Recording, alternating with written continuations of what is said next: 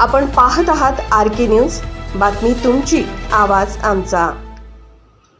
अजित पवार राजीनामा द्या, पार्थ पवार जमीन घोटाळ्याविरोधात आपचा एल्गार।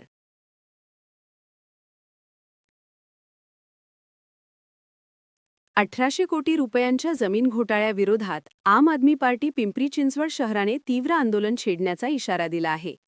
आपने थेट सत्ताधारी शिंदे फडणवीस पवार सरकारवर हल्लाबोल करत या सरकारला भूखंड माफिया, जमीन दलाल, भूस्मगलर आणि जमीन लुटारूंचे सरकार असे संबोधले आहे। हा घोटाळा सामान्य नागरिकांच्या कराच्या पैशांची आणि शहराच्या विकासाची लूट असल्याचा आपचे ठाम मत आहे। या घोटाळ्याला कारणीभूत असलेल्यांवर कठोर कारवाई करण्याची मागणी करत आपने 2 प्रमुख मागण्या केल्या आहेत। पहिली मागणी म्हणजे या संपूर्ण प्रकरणाची नैतिक जबाबदारी स्वीकारून अजित पवार यांनी तात्काळ राजीनामा द्यावा आणि दुसरी मागणी म्हणजे पार्थ पवार यांच्यावर त्वरित अॅट्रॉसिटी कायद्याअंतर्गत गुन्हा दाखल करून या प्रकरणाची निष्पक्ष चौकशी करावी। जनतेच्या हक्कासाठी आणि न्यायासाठी हा संघर्ष तीव्र करण्याचा निर्धार आपने केला आहे।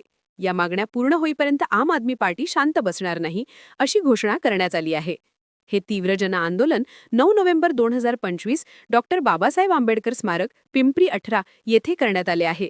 यावेळी पिंपरी चिंचवड शहरातील सर्व पदाधिकारी व कार्यकर्ते उपस्थित होते। या आंदोलनात नागरिक देखील मोठ्या संख्येने सहभागी होते। आम आदमी पार्टी पिंपरी चिंचवड शहरा यांच्या वतीने करण्यात आले आहे। त्याचप्रमाणे जैन बोर्डिंग प्रकरणामध्ये सहभागी असलेले मुरलीधर मोहोळ आणि त्यांचे मित्र या दोघांवरतीही गुन्हा दाखल झाला पाहिजे। मुरलीधर मोहोळ यांचा देखील राजीनामा घेतला गेला पाहिजे, परंतु या भाजप सरकारने ती नैतिकता दाखवली नाही, त्यांच्यामध्ये ती नैतिकता नाही।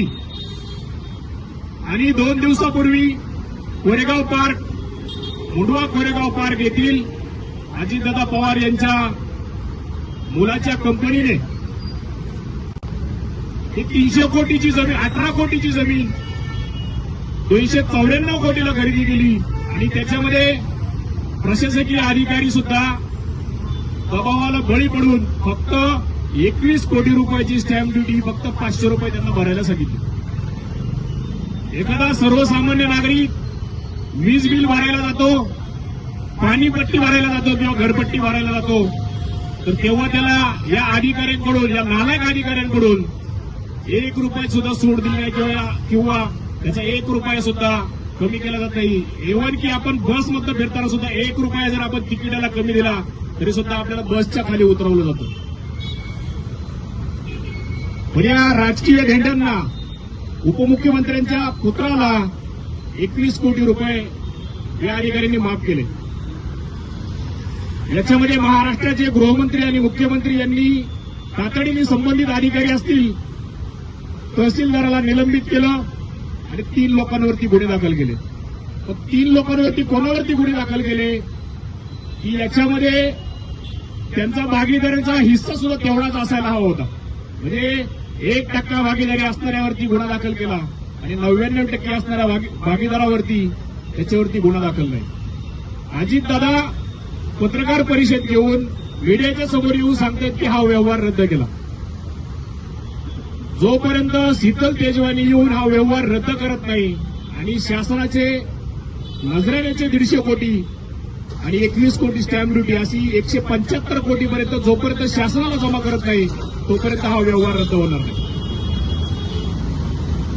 अजितदादा आणि देवेंद्र फडणवीस याच्यामध्ये हे पार्थ पवारांना अक्षरशः वाचवण्याचा प्रयत्न करतात। पण आमची या ठिकाणी आम आदमी पार्टी आणि सर्वसामान्य नागरिकांच्या वतीने अशी मागणी आहे की अजितदादा पवार यांच्यावरती अॅट्रॉसिटी कायद्याअंतर्गत गुन्हा दाखल व्हावा। हे फक्त पार्थ पवार आणि त्यांच्या कंपनीत असताना दिग्विजय पाटील आणि यांना सहकार्य करणारी जी यंत्रणा असेल, त्याच्यामध्ये महसूलमधली असतील, नगर विकासमधली असतील, सगळ्या अधिकाऱ्यांवरती अॅट्रॉसिटी कायद्याअंतर्गतच गुन्हा दाखल करावा आणि ही जमीन मूळ मालकांना परत करावी। आणि अजितदादा पवार यांनी नैतिकता समजून आणि या प्रकरणाची निष्पक्ष चौकशी व्हावी यासाठी स्वतः राजीनामा द्यावा आणि या चौकशीमध्ये कसलाही अडथळा येणार नाही। आणि दूध का दूध, पाणी का पाणी, दादा इतर सगळ्यांना सांगत फिरतात की मी खूप कडक शिस्तीचा आहे, परंतु आपल्याच मुलाने जेव्हा असा प्रकार केला तेव्हा दादांना या गोष्टीमध्ये किंवा शिस्तीचे धडे देण्यामध्ये किंवा चूक बरोबर याच्यामध्ये बोलण्याचा दादांना कसल्याही प्रकारे अधिकार नाही. दादांनी लवकरात लवकर राजीनामा द्यावा आणि पार्थ पवार यांच्यावरती गुन्हा दाखल करून त्यांनी मोठ्या RK न्यूज चॅनलला लाईक करा, शेअर करा आणि सबस्क्राईब करा.